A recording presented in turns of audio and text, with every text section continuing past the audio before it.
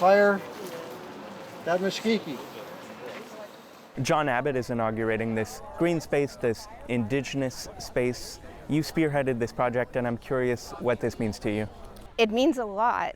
Some of my own personal plants are here. My own personal tobacco plants are planted here in the garden. So there's definitely a personal connection.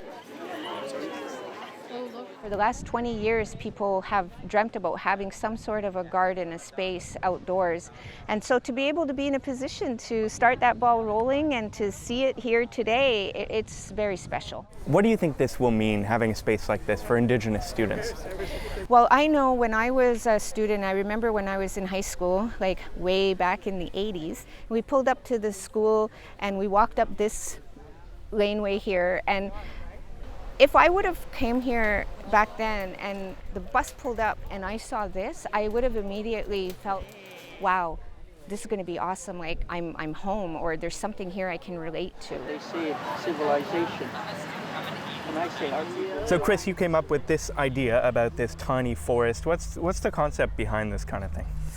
A microforest is a small forest planted very densely. So there's a lot of trees planted very, very close to each other. So we have 600 trees here in a fairly small area. They're removing greenhouse gases really fast, so at a very high rate. Then they attract insects and birds and other animals. So we're really increasing biodiversity on campus by having this microforest here. So for about 2 years, we need to have the fence, and then we'll remove the fence, and everything will be a lot prettier.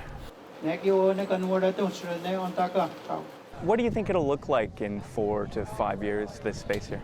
I think it's going to be much more, I think it's going to be more built up than today. For sure, our microforest is going to be growing and flourishing. So when we come back in 3 or 5 years, however it looks is really going to be a reflection of what our students want it to be.